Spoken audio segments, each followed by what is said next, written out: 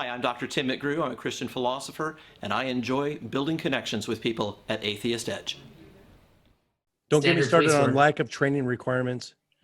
And every time I see a police officer, an active beat cop who's fatter than me, walking around with all his tack gear on in a SWAT vehicle.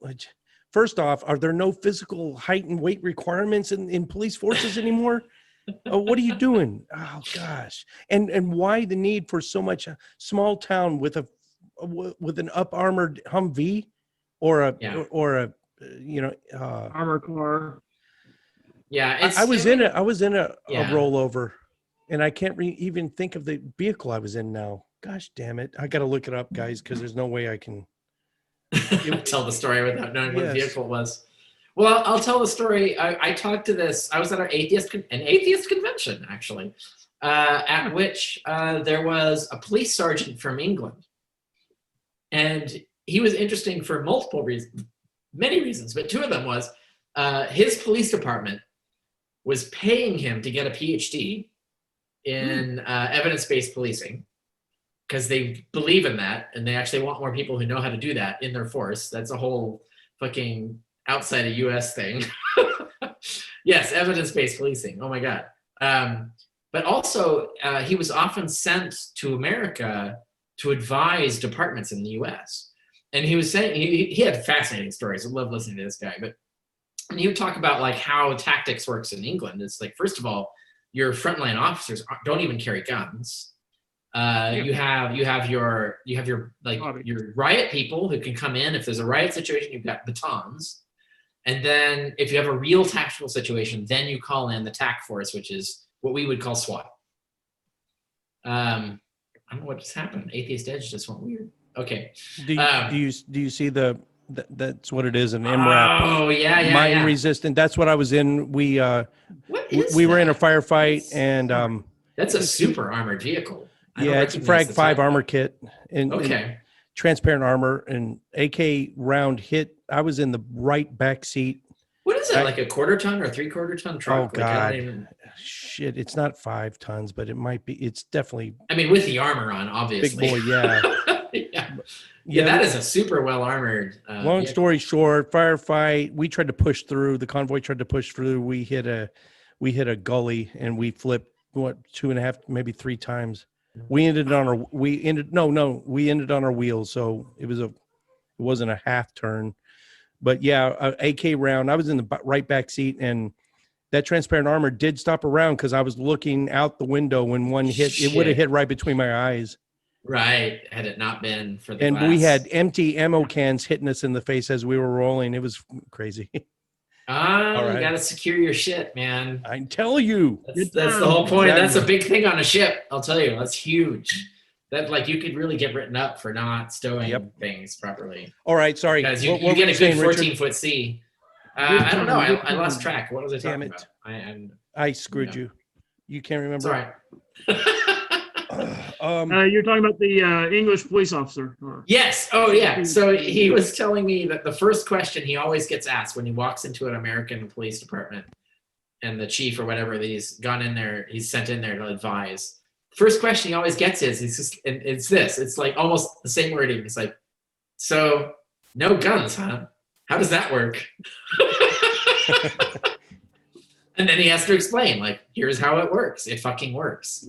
I mean, the data shows that it fucking works. How about France, though? All these beheadings and stabbings and. I mean, one, right? There was 3 people stabbed in one beheading. Yeah, but the week prior there was another beheading, right? I mean, this was 2 in the space of. Okay, I must have been confused because I thought. Yeah, the Charlie Hebdo attacks. The one that just happened in the church, right? There was 3 dead. Yeah, one almost got beheaded, but there was another beheading just a week or 2 prior to that. I didn't know about that. Yeah. So I thought that was the same thing that they were. You can't ban knives. I mean, you can make a knife. Well, yeah, that was the other thing. Is like in China, there was a guy who mass murdered a bunch of people with knives. Just walked into a public area and just did a massive killing, and all he had was knives. It's kind of ironic, and isn't it? Where they in France where they use the guillotine? Do they still? No, boy, No, they no, used to, they but did. that is Okay. pretty That's where ironic. it Yeah, started. I never Blades. thought of that. Yeah. No, it's Um, true. I mean, frankly, yeah. Right. Yeah. I mean, honestly, you can do more damage with a weapon, firearm, than you can with a knife. But still, you can do some damage with a knife. There was the guy in Canada who cut a woman's head off in a bus. Yep. Yeah. Right. So It was a woman. I see. it was a person. I don't know. That's in my I book. feel like it was a woman. It might not have been, but I thought What's that? for some reason I thought it was a male Japanese tourist. oh, it might have been. I don't know. I might have that wrong. The victim. Of course, Yeah. That's what I the thought you meant. perpetrator But was yeah. a extremist Islamist. I thought they were just insane. That was You know what? the general That should gist. be- But no, that happens too. But yeah. But you know the legend of running amok, right? You know that's a thing in Indonesia, or at least historically, mythically. I don't know if it was. I guess it's true, but there was kind of a cultural phenomenon where someone would go run amok, which is they would grab a machete and just start randomly killing people. And it was very much like our phrase was going postal back in the 80s. That was a thing. And then we've had that, like the mass shootings, like people just go crazy and just start fucking mass murdering. And it's a suicide, really. Like they know they're going to die, or they expect to die, even if they don't. And the running amok was similar. It's like this weird cultural, I don't know, murder madness. I don't know how to explain it. But it seems to be cross-cultural, this phenomenon. Sad. Very, very sad. I have one more saved round, or I think I have two. Earlier, Richard was saying at the top of the show, he was talking about Coast Guard history, and with Hamilton and how the Coast Guard was formed and what was their mission statement and their purpose. Yeah, I'll let you revisit that also, Richard. But another thing with the tight bond with Marines have, and how I feel like we were indoctrinated in boot camp. Not that it's necessarily a bad thing, because I enjoy feeling that tight bond with a fellow Marine. But I don't know about the other services. Also, Tilden, chime in. Were you taught specific branch of your service's history? We were taught the Battle of Chapultepec, which is why if you see a Marine in dress blues, he's got the royal blue trousers, right? But he's got the red stripe down the side of his leg. And that's to symbolize the blood lost in the Battle of Chapultepec in Mexico, and how that was a big honorable thing. Okay, so keep that in mind. Did not know Then, that. yeah, looking at it after I've been out, that Battle of Chapultepec, that should be a black eye on the face of the Marine Corps for even being there.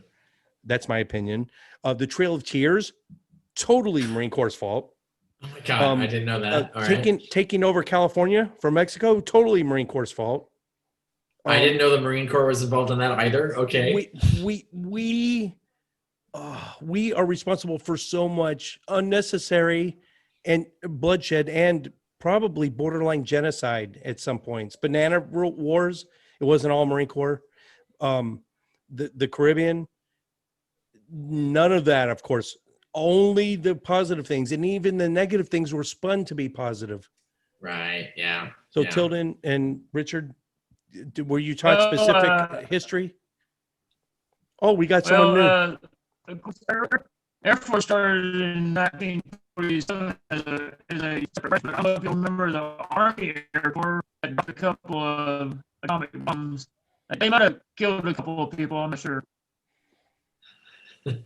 I caught some of that. You were breaking up on your audio. But other than that, I mean, 1947, Vietnam, Korea, first jets, the Sabres, not really anything specific. I mean, most of your flights in the air. So, I mean, dogfighting and now, I will say this: we were talking about the movies back in the '80s, and when Top Gun came out, I mean, just about everybody was laughing their heads off because they know that kind of crap doesn't happen. So, well, Top Gun, that was Navy, right? That was F-14 Tomcats, weren't they Navy? but it was airplanes. So, oh, right, yeah, they right. were Navy, but. They were airplanes, going upside down and, waving at a Russian or something like that. Just stupid stuff. You ever Of you course, ever how, heard that? you know, how Goose got killed and stuff like that, you know. Oh, with the canopy like hitting him as he was trying to eject. Oh, Right. I guess Charlie couldn't Yeah, connect. I mean, for the reason why Canopy had to go, you know, the way that Maverick was riding, flying around and stuff like that. Right. Have you ever heard that old piece of trivia where the Navy has more airplanes than the Air Force and the Army has more boats than the Navy? I think that's true, which is kind of weird No. trivia. Yeah, it all kind of blends together. What is it? What does the Air Force have more than? Smart people, probably. I don't know. It The has to smartest be people I something talk that to. the Army would have. Oh no, the Army. See, from my perception, they You said the Army's- Army has the boats, the Navy has the something. planes. What does the Air Force get Well, out of it? the trivia is the The Navy has Army. more airplanes. The Army has more boats. So the Air Force should have more what? I don't know. Tents? You got the hottest chicks, that's for sure.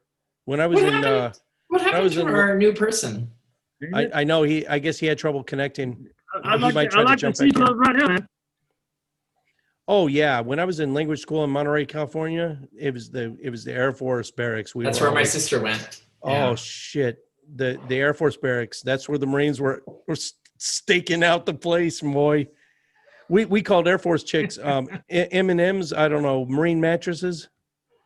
Oh my God. That's see, Terrible. it was a That's sign terrible. of the times, man. Yeah. Well, you're talking 30 years ago, right? And I bet they still call them that to this day, though. Well, I remember 30 years ago, we had the posters, things. It was a poster with a bunch of animals, like it'd be a chick and a fox and all these other things. Like, and it was all ideas like women are people, not animals. And I remember that, like that campaign to like reform the culture of the Coast Guard had just come out like in '91. And so I remember this. I very distinctly remember this. And the Navy was starting to get on it too. But that had only just happened, right? And Like what we're year only was that? just now thinking, oh, we might have a culture problem. that we might have to What solve. year was that? 91. Yeah, that's Yeah. when I came in. So yeah, it was still.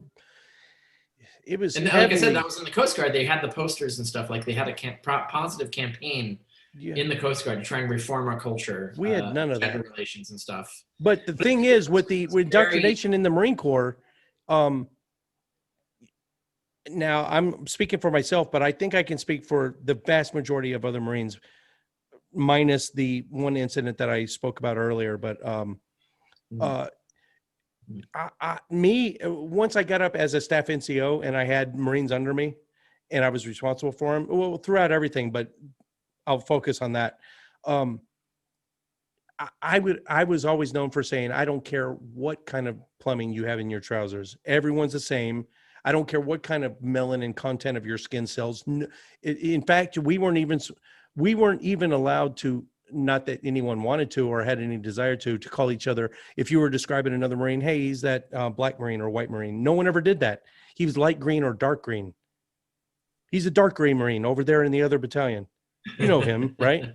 We're all just different shades of green. And no one cared what kind of sexual plumbing you had in your trousers. Now, I know that probably wasn't ubiquitous. There were probably some outliers, and I'm sure racism did exist, and I was just completely oblivious to it. But in my mind, we were just this unit that worked as a well-oiled machine. I don't know how it was in Any the subordinates of mine Marines that happened to have vaginas didn't fucking matter to me at all. Yeah, so in the Coast Guard, like we trained together, men and women. So boot camp was men and women together. We didn't barracks together, but we had everything else together. So it was very much integrated units. But there was still a ton of sexism and misogyny, but it was all below, like it was all common culture, not like official culture, right? Like the official culture was fucking don't do that.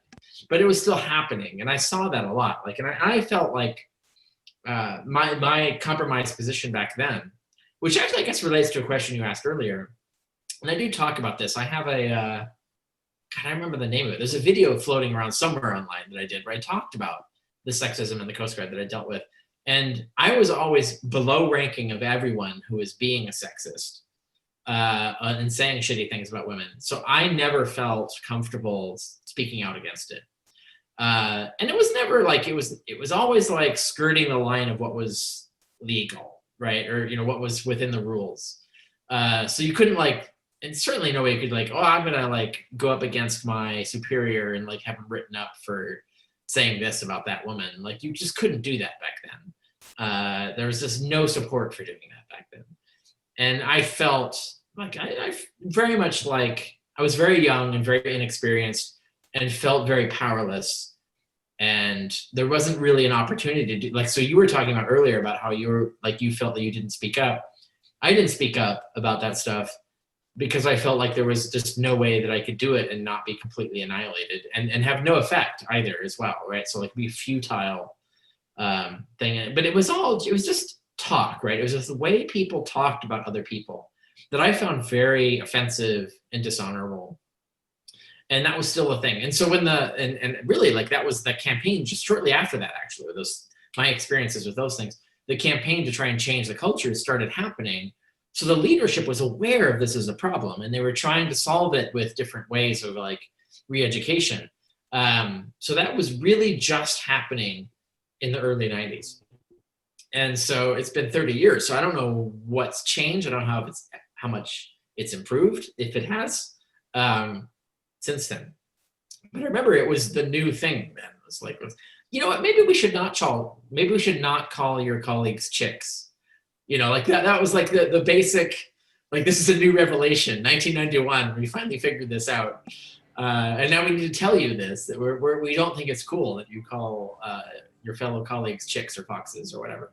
I remember that, I distinctly remember that. And I remember being in that position that I found that uncomfortable, that when people were treating women in that way, and I didn't like it and I didn't know how to speak up against it. We never called our female Marines chicks. It just wasn't heard of. We just didn't happen, but we did often refer to them as, if we're, hey, that Marine over there in the other unit, the WM, it's a WM, a woman Marine. We'd say that all the time. And then I remember the backlash. You just mentioned a derogatory reference to Air Force women. Zoomies, right, earlier. Marine mattresses and Zoomie girls. Right. Yeah. But so see that's illustrated. If it was another service, if game's on. Like if it's fellow Marines, cool. I know it's not at all. It's not at all. But it's that tight bond. A female Marine is exponentially different in our minds than a Zoomie. She gets a different cred for that reason. Yeah, totally. Okay. Yeah. She's in a different league, and we treated them like humans. Our experience is very different. Like the different services have a different culture.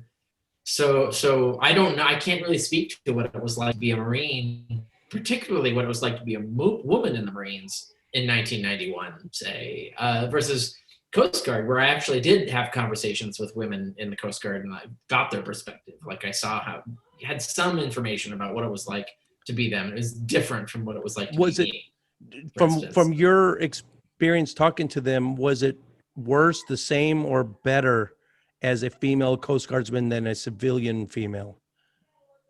Was it worse being Coast Guard? I don't know that anyone knew that. Let's see, back then, people didn't know because no one talked about any of this, right? So, like, no one would know what a woman in a corporation went through back then, like very little.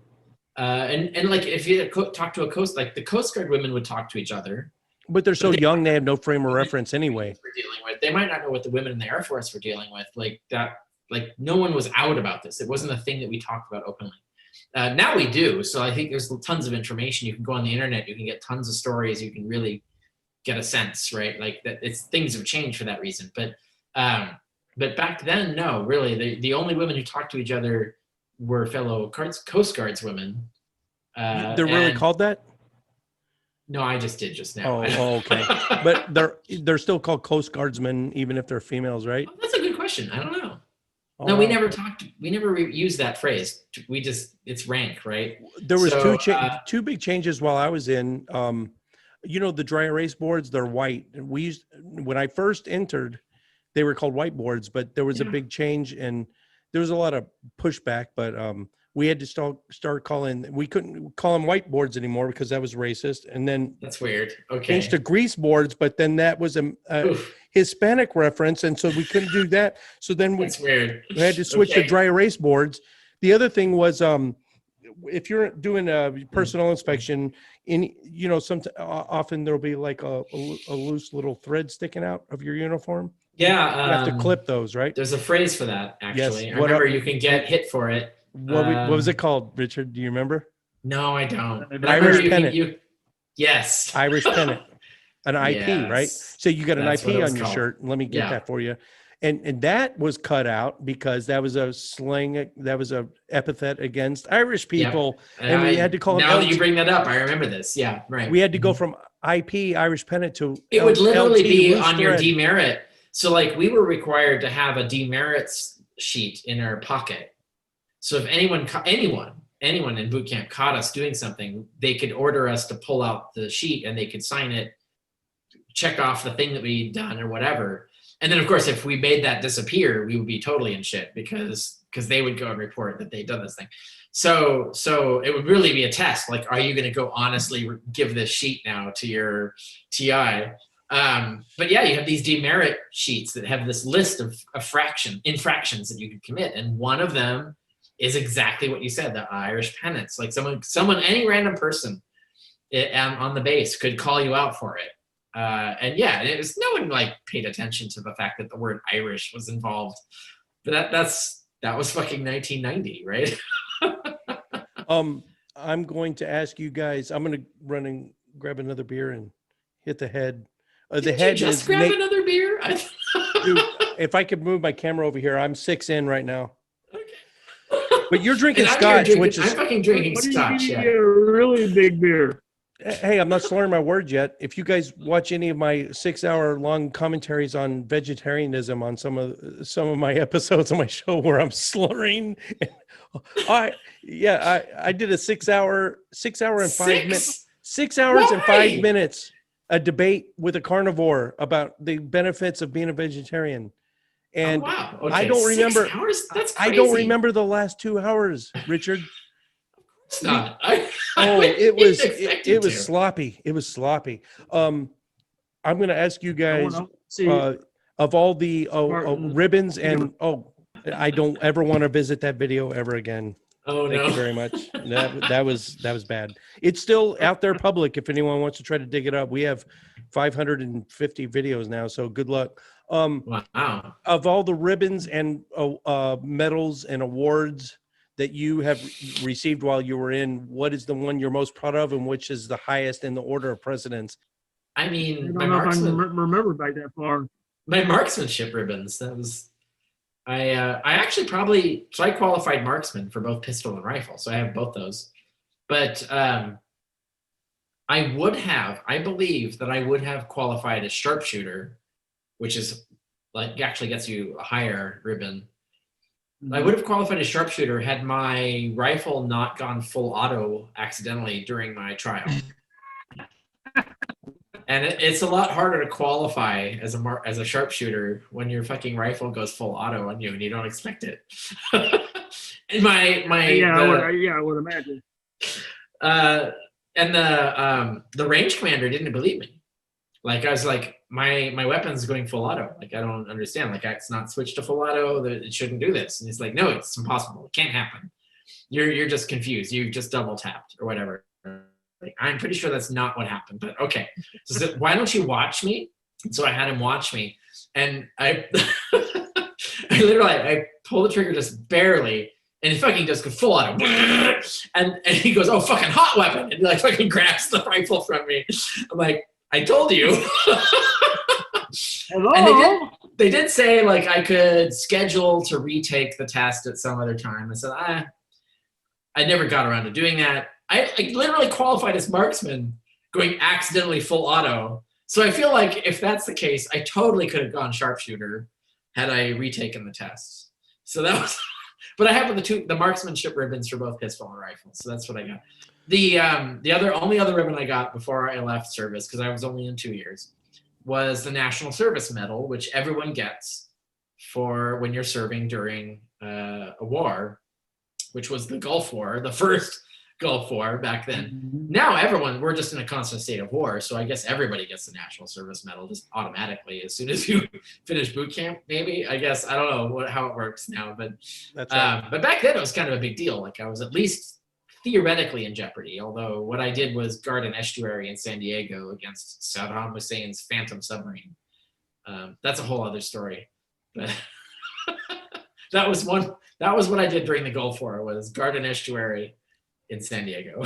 Was there some sort of intel credible threat of a? No, true. Well, not a credible threat, but it is true. Saddam Hussein did buy a Russian diesel submarine. That is true.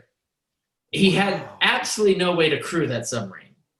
So he probably just sank it. Like he just bought it to be able to claim that he had it, right? Like he had no way of deploying the submarine. There was nothing he could do with it.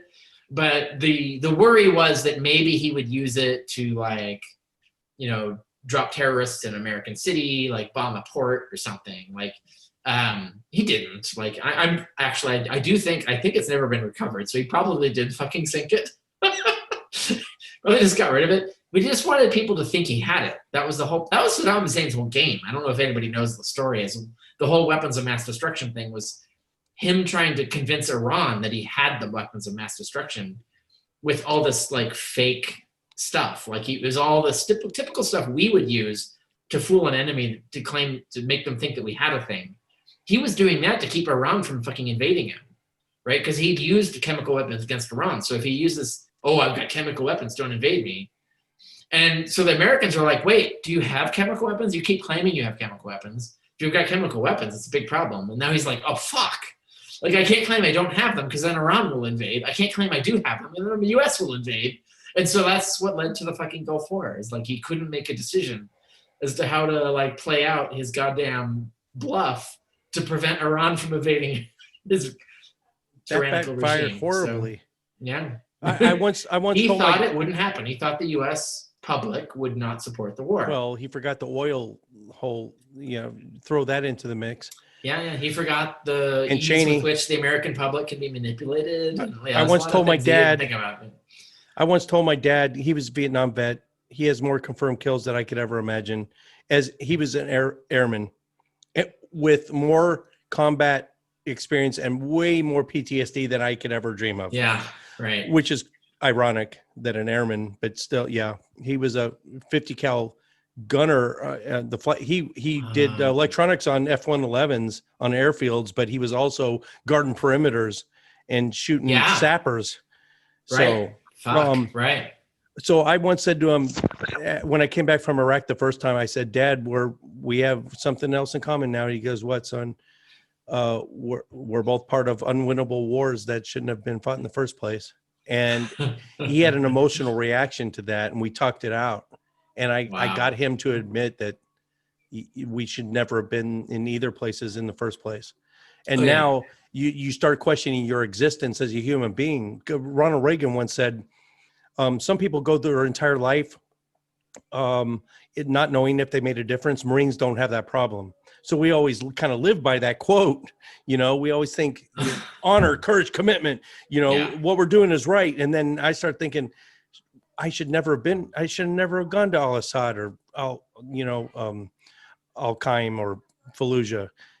We should never have been there. And I told my Marines when we were there, listen, if any of my Marines ever asked me, hey, Gunny, do you think what's going on with the big socio-political theater, right? We shouldn't be here, but as long as we're here, let's get the fucking job done, right? That was always my go-to. And the counter-narcotics thing in the Caribbean and the Pacific, when I was working with the Coast Guardsmen in the Navy, the drug war is unwinnable too. What is my existence? What did I do in 21 years? Well, you start doubting your existence. I don't know where I was going with that. Oh, submarines. Saddam Hussein had a sub. One of the, there's always little jokes. You probably have some anecdotes too you can throw in. But whenever a new guy comes into your unit, you always kind of fuck with him. You like, hey, go get the keys to the Hum-Vee. There are no keys to a Hum-Vee. We need 100 yards of shoreline. See, I didn't know that one. What is it? 100 yards of shoreline. Shoreline. That's good. See, I never knew that one. That's awesome. Or a box of Air Force, a box of grid squares, right? So yeah, you always just mess with people. But in Guantanamo Bay, whenever a new Marine come in, we'd always have them go up where all the antennas are, which is probably giving them cancer. Thinking about it in hindsight. Well, technically, they should not be there without the equipment turned off. See, that is actually we're sending them up on the roof with all these antennas. We probably were fucking them. Absolutely, that was probably against regulation. Might even been Microwave illegal. antennas. Yeah, that was probably really bad. We would send the new guys up. Shit. It's important. Yeah. This was on the top of the highest mountain. Because I've done this actually. I've done repairs on the top of a mast of a vessel. Well, they're all passive antennas. So does that make a difference? Well, yeah, but there's no way to get there without being in front of all the active shit. You know, the fucking radar. No, we were an intel unit. So we were an intel unit. A chocolate bar in your pocket, which is how radar was invented, by the way. Did you know that? It melted a chocolate bar? Yeah. I think I've heard the story. No, I should say that's how microwaves were invented. A radar tech was working on radar, and his chocolate bar in his pocket melted. And, you know, rather than thinking about, oh shit, what did that do to me? His thought was, ooh, we could cook things with radar. Hence, the radar range was invented. Used to be called a radar range. Now it's called a microwave, but it is the same thing. It is a radar that we point at food. I still mess with my kids' head. That is what a microwave is. I still mess with my kids' head and call it the science oven. The science oven, that's from some movie. Tilden he might be back. So we'd send them up to the roof. Probably in hindsight, that's not a good thing. But we put them on submarine watch because the Cubans, we knew the only sub they had was dry docked, and it was for a museum in Havana. So we knew they didn't have any submarines. So we'd send them up there for submarine watch. Well, one day, new kid he comes running down the stairs. I found one. You were like, yeah, whatever. We go up there. It's I got to go back and look it up. Zhuk class, Zhuk, Z-H-U-K. Might be a Zhuk class. That might be a destroyer. Anyway, it was a Soviet diesel-powered submarine that had little known. We had, this is before the internet, but we looked it up, and sure enough, it existed, and there it was. It had breached the surface, and it was powering into the bay, just on some routine mission. But he did find a Soviet submarine, so we ate our shit right there. Yeah. That was fucked up. Yeah, we had books. Yeah, no internet. We had books, so we could look up all of this stuff. Oh, we could look up specific submarines. So we had dossiers on the commanders of specific submarines. So like we knew how to advise the captain of the ship. Like, this is a cautious commander. This is a reckless commander. Like, we had full intel. Like, once we could identify the specific submarine, we knew all the shit about them. Remember the Jane's Encyclopedia of all the world's aircraft and ships? Yeah. And I mean, that was public. Yeah, that one. Like, the shit we had was secret.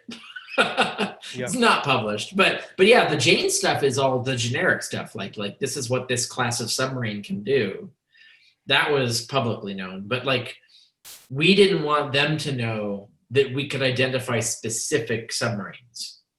Not just that we could identify the class of submarine, which they show like in Hunt for Red October. They show them like identifying, they have a computer doing it. I don't really think they had a computer doing it. It was us doing it. But it would identify the class of submarine. No, we could identify the specific submarine.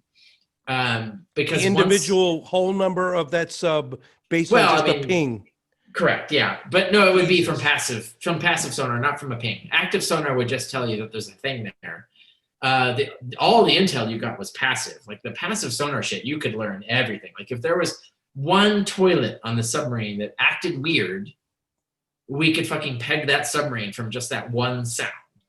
If there was a nick, the tiniest nick in the propeller of a submarine, that gave it away. We knew exactly what submarine that was by like individually the submarine that was. So there's tons of things. Every submarine had its own little quirks, slightly different sound signature. You could identify it. It was in our books. So we could do that with our passive. It was always a passive sonar. you could tell like identify specific subs. And then there'll be, you know, other intel that gets combined with that tells us like, here's the commander of that sub, here's their psychological profile, here's the things you can expect from them, etc. So that you knew how to deal with this particular person. And this is the point that I always, when people are always clamoring for like, we should have no secrets, everything should be public. I always say like, there are, like, granted, the government way abuses this principle of the government secrets thing. They way overuse it. But there are some things that we do not want our enemies to know that we know. Like, it's extremely important that they don't know that we know sources and methods. Because if they know we know about this nick and this propeller in the submarine, they'll fucking fix it. Right? Like that's the thing, right? So but it's sources and methods. It's how we know and the methods we use to get what we know. Yeah. That's what's really kept close to the chest. Yeah, no, that too. Yeah, right. Like those are the important things. But at the same time, so I do understand government secrets, like there's an importance to that. But at the same time, I recognize that the government way overplays that hand. Like they use that as an excuse to cover up way more shit than they ought to do. And so there is a conundrum there in terms of how we should resolve that thing. But Greg, the idea that all secrets should be out. I'm about to follow up on a Snowden question for you, Richard. Greg, can you hear us? Coming in. I see Greg is muted. Greg is muted. There he is. He's not now. Yes, sir. Greg. I don't see any video yet. You don't want to see video. I have a face that's made for radio. Okay. So, listen, hi, Greg. Nice to meet you. Hello. How did you find out about the show? From the Facebook post? From the Facebook post, and I've always admired Dr. Carrier and have listened to a number of his YouTube presentations. We've made it over 2 hours without asking any Jesus mythicist questions. But if you feel the need, go ahead and this is a good break. I'm sure he's tired of not military related, but yeah. No, I'm sure he's completely tired of answering those kind of questions. But I don't have any of the mythicist questions. I'm just saying I know him from the mythicist presentations he makes. Yep. I mean, my background is I'm retired Air Force Reserve. Awesome. How many years? 5 years of active duty and 15 in the reserves. Woo. Okay. Yeah. Yeah. I don't know how does the point system work in the reserves? So active duty is pretty straightforward. You do 20 years, you get out, you get a half pay. But reservists, they have to count. The reservists I've talked to, they have to count these points, and it goes against something. It's a whole mathematical problem to get your retirement. Well, each 4-hour drill period counts as 1 point, and you're limited to a certain number of inactive duty points every year. So, like, we'd probably be able to earn 120 points, but we only got to credit like 90. Every day of active duty is a point. So your 2 weeks during the summer is 15 points of active duty. If you serve active duty for 5 years like I did, then you get a point for every day of active duty. Then they take the number of points and divide it by 360. And that gives you the number of years. In my case, it worked out to just under 10 years of if it had been active duty. So I get like 23% of a captain's base pay. Wow. Nice. Oh, shit. So you can get a percentage. You don't have to do what's equivalent to 20 years in active duty. You can get a lower percentage and use that as your retirement pay. Correct. Now I said I get it.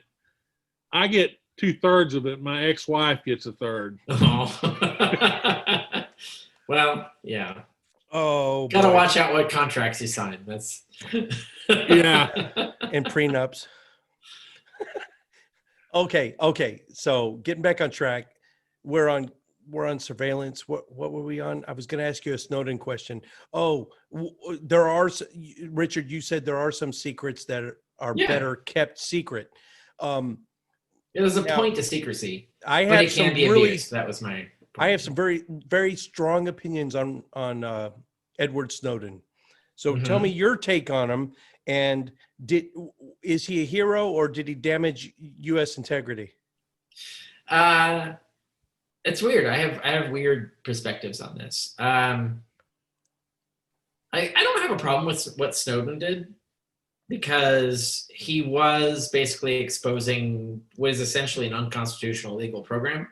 Oh, I have a problem with that. Okay, go ahead. Yeah. I have a bigger problem with Manning, actually, where Manning did not release just the information of a criminal act, but every fucking thing. And Manning might actually have gotten people killed, whereas Snowden didn't. Like, Snowden didn't reveal intel that would result in the ability to expose specific spies and get them assassinated. Whereas Manning gave up so much information, and Manning's kind of admitted this. Like she said that like I probably shouldn't have given it all away because like that exposed tons of like intel sources. Manning, that could have been hunted down. Yeah, Snowden didn't. She's aware of that. Whereas Snowden just gave like, we're just doing this thing. You should probably be aware of it. It's illegal. Manning was haphazard and gave up like a knock list, and which correct. Snowden didn't do. Correct. Yeah. But don't you think Snowden gave up sources and methods that just really hurt our ability to do our job? Not really. No. Okay, so here's where I have a problem. Yeah. Greg, first I'm going to switch gears real quick. Greg, what was your job in the Air Force? Well, I started off in the Army and did time in the Army before I went Air Force. And I was a grunt in the Army, and I was security forces in the Air Force, which also handles the information security program, handles getting people their clearances, classification, that type thing.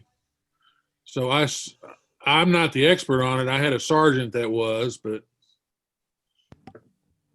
Okay, I don't know. Sounds like you have some expertise, but yeah, this applies to both of you. Then I want you to weigh in on this. From speaking, someone who worked in my 21 years in the Marine Corps, 9 of those years were for the NSA. So, and I was physically in. Whoa, did you say 9? 9 of those 21 years was for the NSA. Wow. I was basically on loan. I still got my Department of the Navy paycheck, but I was working for the NSA basically.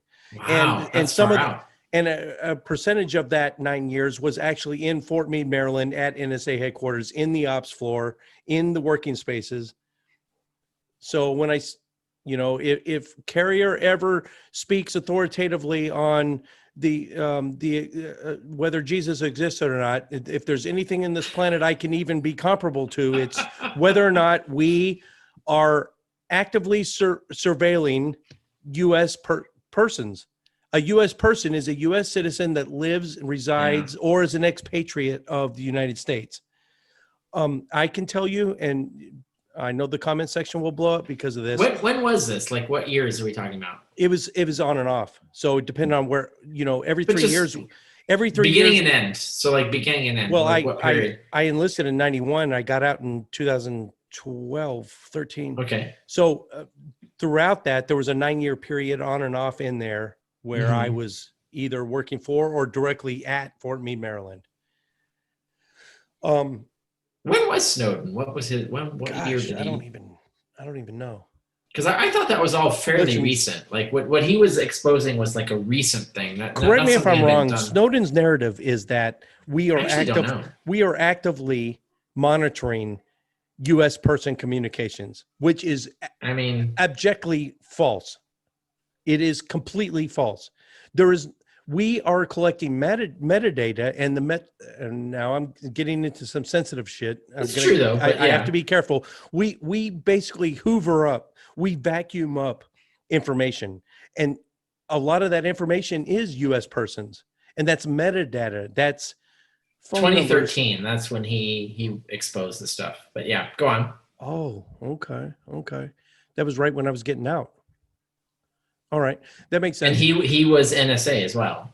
No, he was a Booz Allen contractor. He was a Booz Allen. NSA don't have NSA. He was working for an NSA contractor, which was Booz Allen, and he had the exact. Here's the thing, Richard. He had the exact clearance level I did. Every caveat, match for match. Mm-hmm. He had nothing. Sure. He had nothing in his clearance more or less than what I had. We had the exact same clearance level. Yeah. Okay. We scoop up metadata on everybody because that's the way and this is where it gets sensitive. The way Yeah. in which we scoop up information, it inherently includes U.S. citizens. Then when we start to process the information, when we determine that it is a U.S. citizen, there are rules in place. It's called USID 18. This is totally open source information. Yeah. USID 18, I think it's been called SPUI 18, SP0018. You can look it up on Wikipedia. Just read all about it. It's strict rules in place for what we do with information that we get on U.S. persons without a warrant. Yeah. Long story short, we delete that shit. I've only, in my 21 One years, hopes in any case, but yes. in my 21 years, from my anecdotal, albeit anecdotal experience, it only happened once where a colleague chose to act on information that he shouldn't have. And he suspected his wife of cheating. And he actively targeted her communications. And Yeah. I don't have any particular opinions about his personal character, but that's different. This guy was just, he had the information, he used it. And as far as I know, he's still at Fort Leavenworth, Kansas, busting rocks for a living. That's how important, that's how grave the crime he committed. So if you are Joe Schmo, U.S. citizen, living in rural town, middle of the Midwest, and you're on your cell phone and you think that the government's has your camera enabled and and listening to your conversations, it is not happening. It is not happening. Yeah, they couldn't even. There's too much data, right? There's no way to do all of it. I could target Richard Carrier right now. Correct. You could. I couldn't if I was at NSA. It's a question of oversight, right? Is who would stop you if I don't have a warrant? if you're not if you're not suspected of a crime, and I don't have a federal judge giving me the FISA to allow me to target you, which NSA wouldn't do that anyway. That would be pawned off to some other law enforcement agency. One would hope. We're foreign. That's the NSA, idea, right? NSA and CIA is foreign collection. We don't handle domestic collection. That's FBI. So even if we would hand it off to the FBI, even with a FISA warrant, I still wouldn't be working it. It'd be the FBI, but that's only with a warrant. If there's no warrant, you're not getting. That's if the system works the way you think it does. That's the question. And I can assure you, and I've said it a million times. That's the whole point of warrants is, like, we don't even want you guys to have, like, we don't even want you to be in a position where you have the information and on the honor system, you'll delete it. If we don't have that information. Even that should not happen. And even the courts have declared that illegal, right? Like, because the idea is like, you should not even have the information. If we don't that should have, never even be the case. The way the process works, if we can't get that information, we can't get the information on the bad guys either. So it's a give or take. Yeah, I mean, ideally, yes. Oh, okay, right? well, that's the point. Is like that's the why warrants exist as a thing, right? Is the whole point is that we don't want the government to be on the honor system because we know the government will fucking cheat. Eventually, it will. Like, even if it's not at individuals every will single cheat. time. Yeah, individuals will cheat, and I've only seen. That's why we don't want the government to ever have that power. I only saw it once in 21 years. I only saw it once. And it was an E4 corporal in the Marine Corps. Yeah, but that's and he was a right? dipshit that wanted to spy on his wife because she was cheating. Right. Other than that, it's ironclad. Fucking, no, that's legit. Like that's the point. If you don't realize how much they pounded in our heads on a monthly basis, this continuing education I'm totally training. on board with the idea that it's cool that certain people have an honorable sense that they shouldn't do certain things. But the whole point of the law is that we cannot rely on people to always be honorable. Greg, I'll let you chime in. I have a follow-up on this though. Yeah, Greg. Yeah, get in on this. Okay. Let me give you some more background. All right. Excellent. I was a cop for 20 years. Then in what respect? I was a police officer. Civilian. No, I mean like municipal, sheriff, like what kind state. Okay. Okay. Highway patrol. Let's just say state. Okay. And after I did 20 years and punched out, that's a long time. I got this wild hair that I should go to law school. So I graduated from law school in my 50s, and I'm practicing law now. That's amazing. Your whole backstory is fantastic, I have to say. Like, you have an incredible backstory, like all the things you've done. But go on. I've also got a lot of debt now. Well, yeah. But I love what I do. I do criminal defense and family law and a little bit of civil litigation. But you're right. The government is going to cheat, and it's whether it's individuals or an overall thing, it's going to happen. Right. Eventually, at some point, like someone's going to do it. Yeah. And the other thing is the way the law's moved. It's moved slow, but there's been a steady erosion of rights as far as Fourth Amendment, Fifth Amendment, that type thing, for years. And it's continuing. Like it used to be, you could just say, I don't want to talk to you without a lawyer. Well, you can say that, but that's not invoking your right to remain silent, nor is it invoking your right to a lawyer. You have to specifically say, I do not want to talk to you. I want my lawyer. And the problem I see with the FISA courts is who oversees the judges, who makes sure that they're doing what they're supposed to be doing. Because, I mean, it's classified, and you cannot put this in open court. I mean, it would be disastrous for national security. I don't have any problem with keeping secrets, but you have to have some sort of oversight, and I'm not convinced that we have it right now.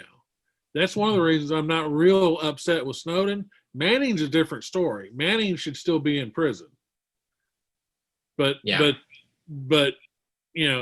pardoning or commutation power is absolute. So yeah, I think you and I are in the same status with that. I think Manning made a huge mistake. Like, Manning could have just released what they thought was evidence of a crime. Let me try to persuade both of you why I think Snowden should go to jail for the same amount of time. Earlier, we were talking about the highest awards that we have ever earned, medals and badges, while we were in. My highest is the citation I do not own in this house because I could access it because it's classified. The most I can tell you, and I'm probably going way out on a limb here, is I don't even know what you're talking about, but go on. Have either of you ever been to, or flown into, or flown out of JFK Airport in New York? No. Maybe. I'm not sure. Let's just say yes, so that I can continue my story. You're welcome. Newark is easier, but okay, go on. No, that was the end of that statement. Is you're welcome. If you were there and you used it and you flew out safely and you flew in safely, you're welcome. That's all I can say about it. All right. It's a post 9/11. If you think that they weren't trying to do it again, they were. They were absolutely trying to do it again. So with that in mind, I have no doubt about that. That's the highest medal I was, and that is. It's ironic that the achievement I'm going to go to my grave with as my highest achievement, I cannot tell anyone about. That gives you kind of a clue. Wait, you're talking after 2001, though, right? It was post 9/11. Yeah, because there was the famous case. I mean, it's now known, where there was gonna be a huge, like a 10-plane downing incident under the Clinton administration with liquid bombs, right? That was Osama bin Laden also. That was also Osama bin Laden. That's right. That was thwarted. Well, it was partially thwarted. It actually, a bomb did go off, didn't it? In the parking garage in the basement. Oh, that wasn't part of that plan, but that was a separate thing. All right. Yeah, but yes, that also happened. Yeah, it would have. Yeah. No doubt, this shit is happening. Okay, so with that in mind, and we did thwart one big one in the Clinton administration, which was the 10-plane plan, the idea that they were going to down 10 planes with liquid bombs. We did actually thwart that plan. So I'm not against the idea of doing things that are legal. No, I'm saying that would never. Me and I'm just going to say his name, Staff Sergeant Pennant. He and I worked on a case. Okay, unfortunately he he loved booze too much, and we found him in the parking lot. He had drank himself to death on a lunch break. Wow. Yeah. That's Yeah. shocking and so amazing. he and I did some really, I'm very, very proud of what we did, and we saved probably a lot of lives. And that could never have happened if we didn't have the sources and methods that we had in place right now that could do it. And if we cannot scoop up metadata on US persons, we cannot scoop up metadata on the guys that planned this. See what I'm saying? So it's a give and take. What do you want? Do you want us not? Do you want a whole bunch of E4 corporals in the Marine Corps to possibly have access to your shit? And if they were devious, they could probably find out shit about you. And they can't without a warrant, and they're going to get in a lot of trouble if they try it, but they still have access to it. Or by getting rid of that, you're also going to get rid of our ability to target the bad guys. Do you see the give and take here? Actually, Greg has a law degree now. So what do you say to that, Greg? We have to, NSA has to have access. There's no question in my mind. They've got to continue to do what they've been doing. They've got to be able to get the metadata. I don't have a problem with them collecting and then destroying or deleting, the information on U.S. Persons as soon as they determine it's U.S. persons. What I'm concerned about, again, is the oversight. We don't have a good enough oversight system, but we don't Who's watching have a the good watchers? enough oversight system. Yeah. Yeah, we don't have a good enough oversight over the police either. Greg's got a great point, and I will admit this. Yeah. FISA warrants are handed like candy. So if we do want to get a warrant on you, even though we're going to probably pass it off to domestic targeting, i.e. FBI, right? Because NSA, CIA, we don't handle domestic problems. If we do get some intel and we apply for a FISA, right, it'll get passed off. But still, the process by which we can get that FISA is so easy to. In fact, in 21 it shouldn't years, be so easy. in 21 years of active duty, I've never seen a warrant request get refused. That's how easy it is. I never had one of my affidavits for a warrant rejected because the standard for probable cause is an extremely low bar. And that the same thing for me getting a criminal warrant is the same bar that FISA uses.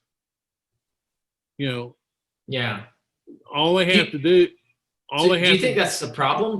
What would you recommend to solve that? Like, what would be? I don't have a clue on what to do on oversight on FISA. I've got plenty of clues on police. And I would love to hear that. Yeah, I've actually written about it. What do you mean written about it? Like published in a journal kind of thing? Or? Well, not in a journal. The legal community has some fairly well-respected blogs, and I had the privilege of writing for one that was one of the ABA's top 100 blogs. Okay. For 2 years, and I still do guest columns occasionally for one that's in their Hall of Fame called Simple Justice. But we have officer-involved shootings, and we give it to the police department that had the shooting to investigate. That's a problem. Yeah. When I was a cop, I didn't think it was a problem, but it's a problem. Wisconsin came up with a plan that I think is showing some results. They have to have an outside agency with 2 investigators come in from an outside agency and do the criminal investigation on an officer-involved shooting. And when those investigators get through, they don't give the information to the chief of police of that agency or the sheriff or whoever. It goes directly to the prosecutor, to the DA. And if the DA doesn't prosecute, then it's immediately public record. Okay. So it's a lot more transparent. And so I think that when we have an officer-involved shooting, it ought to be investigated criminally by an outside agency. Like in Texas, get the Texas Rangers to do it. Get the Georgia Bureau of Investigation, do it in Georgia, get whoever it is in New York. Yeah. and do it the same way. And then they turn it over to the prosecutor. Only, especially in the smaller counties, what you need to do is you should not turn it over to the DA. The DA should appoint a special prosecutor in every one of those cases involving a police-involved shooting. And the judge should be a visiting judge. In Texas, visiting judges are senior judges who have retired, and they're allowed to hear cases sitting in for the district court. Right. A visiting judge or a judge from a different area of the state to come in and handle the trial. You know, the only thing the police department should do is look and see whether their policies were violated for the purpose of either firing them or giving them days off or whatever. Yeah. But I mean, we got to do something because there's a systemic problem in this country. I mean, if you go to Chicago, you know, the black and white population are about equal, but over, I think it was a 3 or 4 year period, you had like 4 whites get killed by police and 50 something blacks. Wow. That is a huge difference. Yeah. I mean, you're 27 or something, 20 something times more likely to be killed by police if you're black than if you're white. Nationwide, that percentage is not that bad, but it skews against black people. Although more white people are killed by cops yearly than black people, but per capita, it's still higher. Yeah. Well, the five groups that are most often killed by police are young black males, young American Indian males, middle-aged American Indian males, older American Indian males, and middle-aged black males. You mean? Whoa, I didn't even Native know American, that about the right? Yeah. Now, the numbers of Native Americans, American Indians that get killed is extremely low because there are just simply not that many of them. Right. But percentage-wise, per capita, based on their percent of the population, That's crazy. you know, it's about as high as the blacks. Yeah, and it gets worse. It gets worse when you get in the states that really don't like the Indians, like the Dakotas. That would send us down an entire tangent, a new tangent, if I were to open up that can of Yeah, worms. that's a rabbit trail. Don't go down there. Well, yeah, that would be a Well, I whole have new to say, conversation. I'll point out to everyone, there is a Native American, I don't know how to describe it, heavy metal / rap band called Corporate Avenger. They released one album that really nails this point. But atheists will love this album because they have a lot of really good, let's say anti-God things. But they also have a lot of like fuck the police kind of stuff. But it based on this exact experience is this idea of like, this is what we're going through now. You're not fucking aware of it. Why are you not fucking aware of it?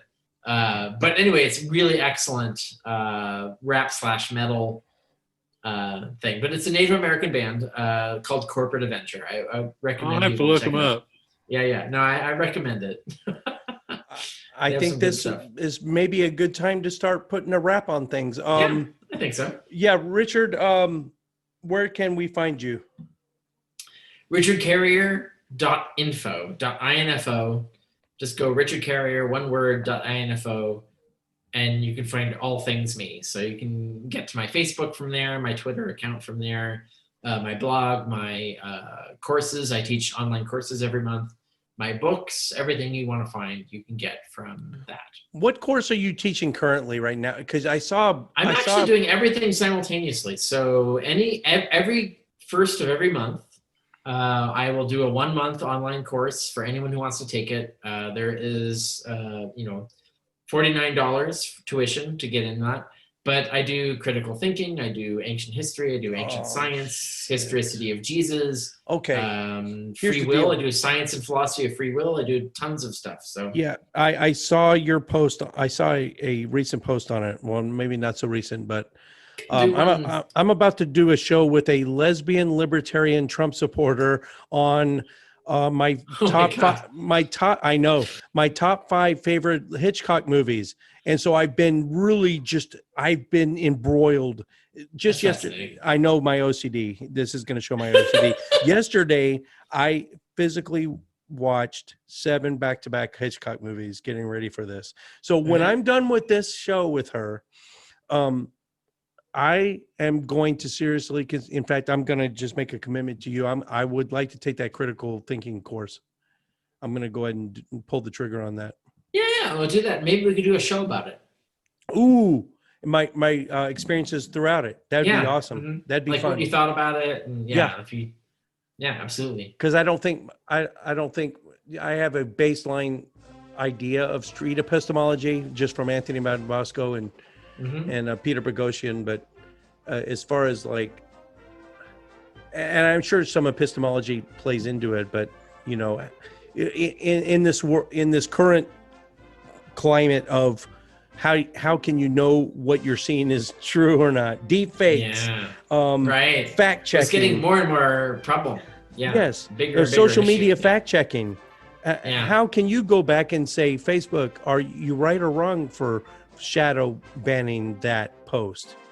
What was the criteria by which you came to shadow banning that post for fact checking? You know? Yeah. No, there's a lot of challenging questions now. It's getting more and more problematic because it's easier to forge things than it had ever been before.